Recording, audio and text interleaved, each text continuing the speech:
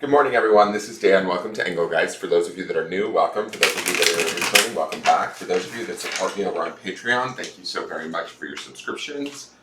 This is the daily forecast. It is for all signs. It is a collective reading, so if you speak in broad terms, you need to figure out if and where it fits in your life, if at all. If it doesn't fit, by all means, that's okay. It doesn't mean it's wrong or broken. You just might be working on something different at this time. This may not be your reading.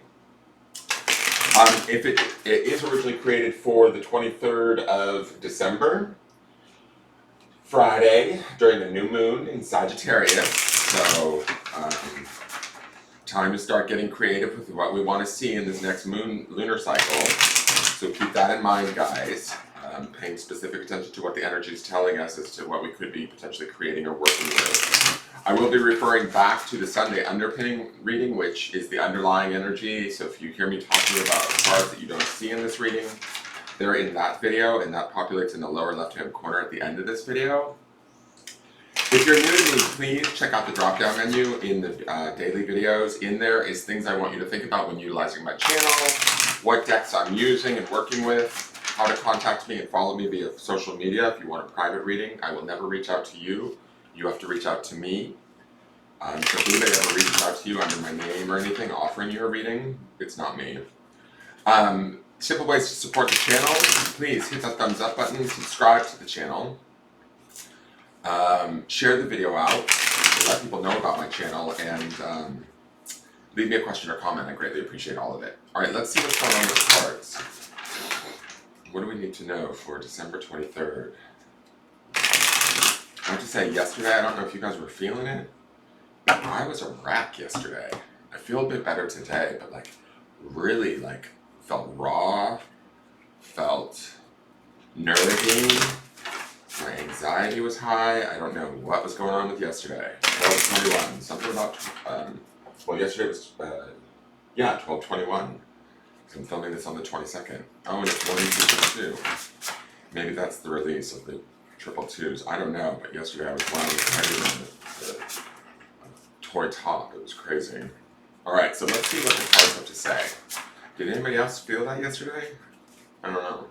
I felt really dizzy, anxious all day, and nothing was wrong. Nothing was wrong at all. My life was fine. I was at home, I was safe.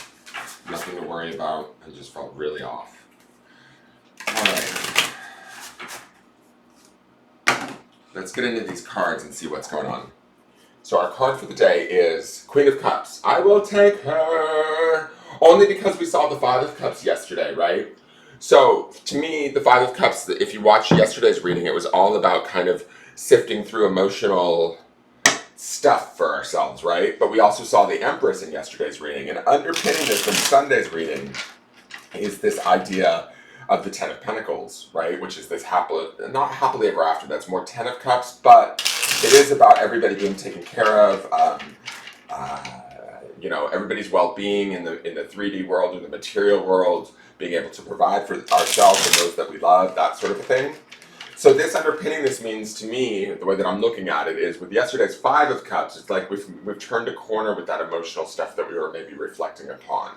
And we're empowered by it. Like I was saying, the Empress's energy she lifts this Five of Cups into the Queen of Cups, if that makes any sense. We saw the Empress and the Clarifiers 2 days in a row. So this energy, this divine feminine energy that's within us, that's connected to our environment, that reminds us to be empowered, even within situations that bring us sadness or adversity or whatever. I believe that those cards are telling us that we can shift into this Queen of Cups, right? Where she is just this loving, intuitional, I don't even know if intuitional is a word, but I'm going to create it right now.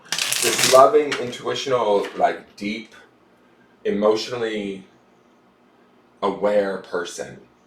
And she's aware of kind of what she's worth, the power of her emotions, the indications that they give her, the insight that they can give her about herself and other people, right?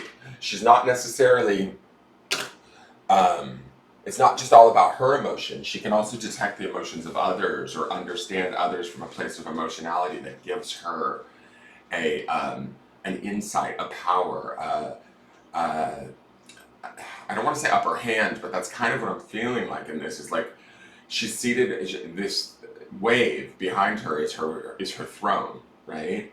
These emotions that when we sit with them, like through the Five of Cups, which is what I thought we were doing yesterday. And it was funny because I was reflecting on that forest and how it felt like both ominous and protective at the same time. It's the very thing that we're like unwilling to face that actually teaches us the most, oftentimes. And so I feel like, she has embraced this wave that would normally knock her over and she's created it into her throne, right? She's honored her emotions at some level. And she said, no, this is how I feel and I'm okay with how I feel. And even if I feel a little bit rocky or wavy or unsure or whatever, I'm going to own it. And it's mine.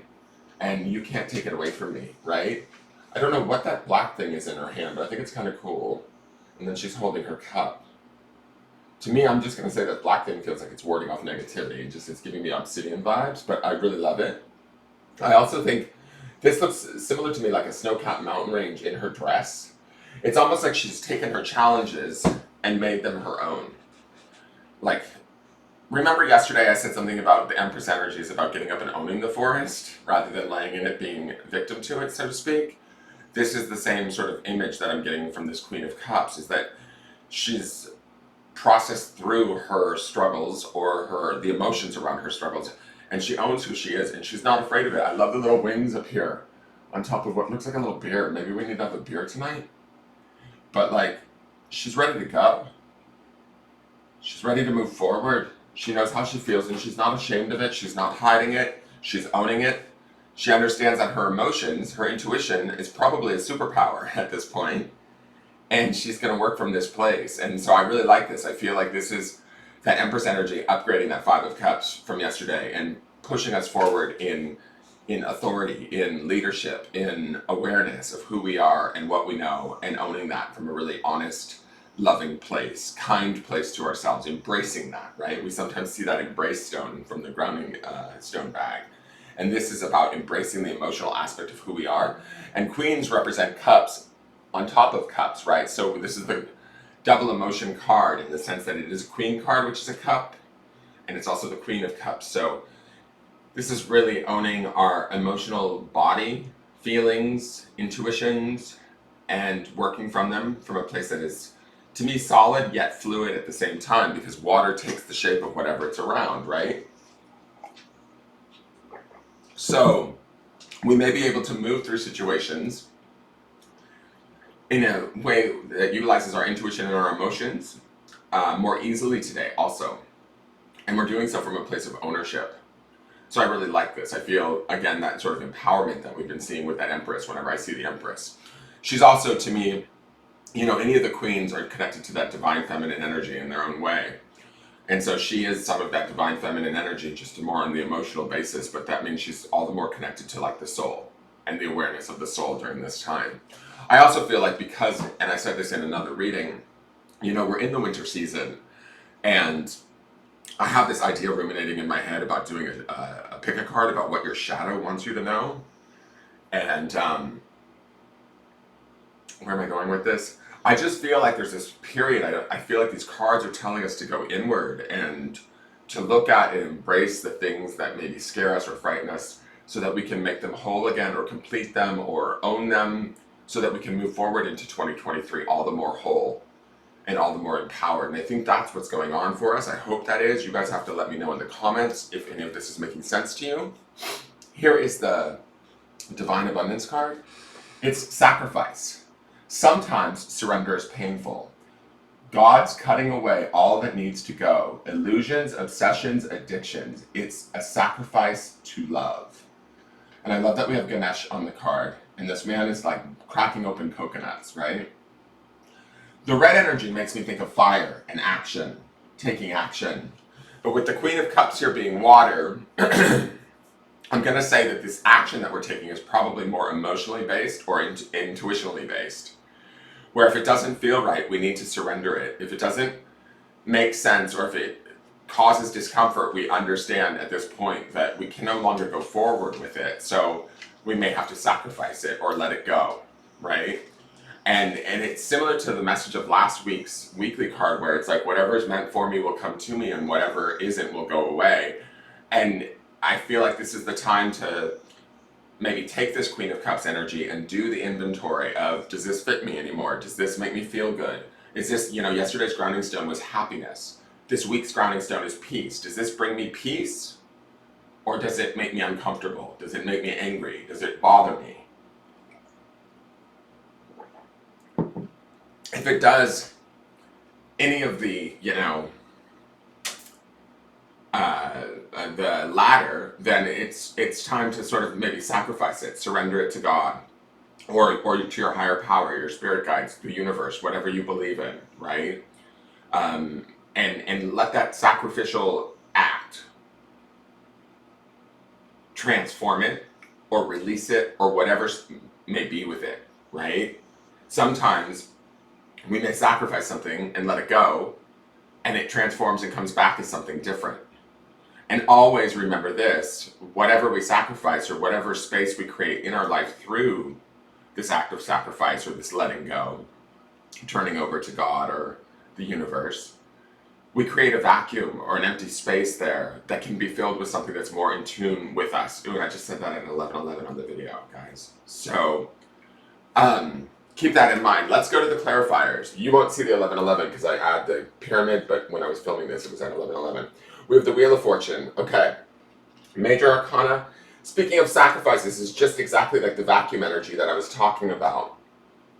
When we release something, or when we understand something to be true and no longer suiting us, and we create space around that thing and we let it go, the Wheel of Fortune could come in. This is the universe card. This is the universe trying to put us on our path or give us what we need most to give us our highest learning, our highest good.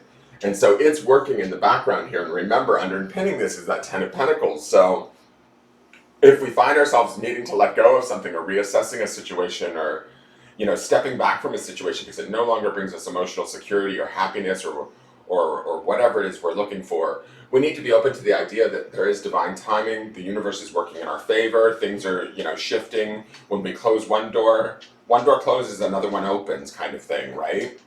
And so this power is also working for us or with us, whether we're aware of it or not. Now let's go to the second. We have Strength, Leo energy, another major arcana.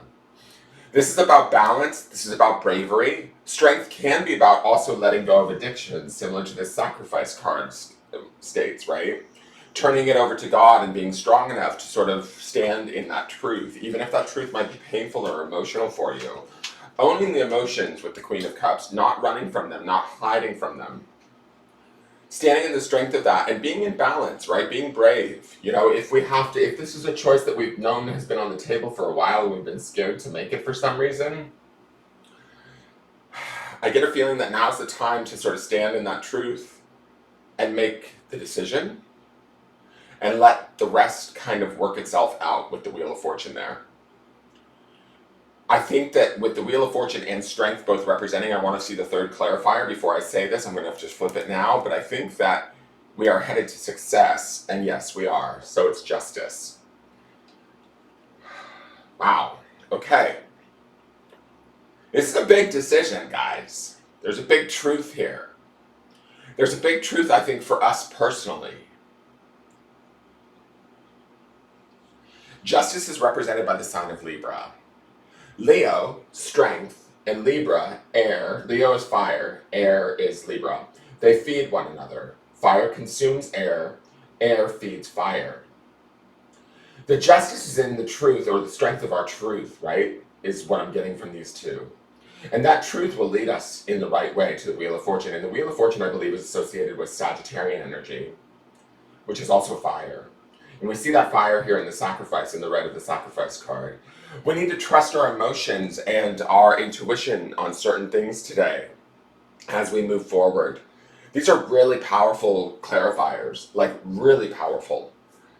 I want to say this, there's a truth here that we need to honor within ourselves that we've been maybe aware of for a while and have been struggling with. And it affects our peace. That's the grounding stone from this week. And in our pursuit of that peace, we maybe have been going back and forth with this situation, person, or thing in an addictive pattern, or an obsessive pattern, or a not sure pattern. But whatever we've been doing, it's been costing us our peace. And I want to say thank you to Melinda for sending me that "if it costs you your peace, it's too expensive" t-shirt. Thank you so much for listening and doing that for me, and I love it. But to be honest, our peace is too valuable to be letting it go anymore, if that makes sense. And it's time to sacrifice whatever it is that we've been struggling with and allow the universe to kind of show us the strength that we have, the wisdom that we have, the truth that we have within us, emotionally, mentally, intuitionally, and to move forward in that power. Justice is also another woman, another divine feminine sort of energy here. That's that mental truth too. We know in our emotional mind, all of it lines up. We understand what our truth is, and we're embracing it and making a decision from there. And that decision may require us to be strong in standing in that truth. But when we do that, the universe is going to shift gears and move us to where we need to be, is my feeling. Let's go to the grounding stone.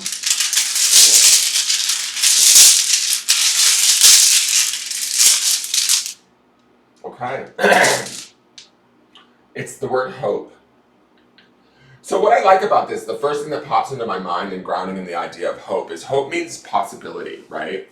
Hope means it's not like we're hoping for the situation to stay, we're hoping for the person to change, we're hoping for our feelings to change. No, the hope here to me is about remaining open to the hope of what can I learn from this? What can the universe teach me? What new things come in place of this? If I truly let it go, if I truly surrender it, we have to be hopeful around the surrendering of that. If it is like some sort of form of an addiction, because sometimes the strength card can indicate that too. It indicates more of a being empowered and having the strength to get beyond the struggle, right? And so if we've been struggling with something, then we do have the strength. That's what the cards are telling us today. The hope says to me that we need to open our minds up enough and believe in ourselves and have that hope that, yes, too, I can stand in this truth. I can be strong. I can make this change. And that opens up the Wheel of Fortune card for the Wheel of Fortune card to shift us, to move us in a different direction. Ever so gently, right? Although these cards are pretty bold, these clarifiers, but we will be moved gently, and that hope will also keep us open to the good things that are to come through the Ten of Pentacles that we see underpinning, which I think is oncoming for a period of time beyond this week. That is your reading. Please like, share, comment, subscribe. Let me know if you're feeling this, and I look forward to seeing you guys tomorrow to see how the energy changes. All right, take care. Bye-bye.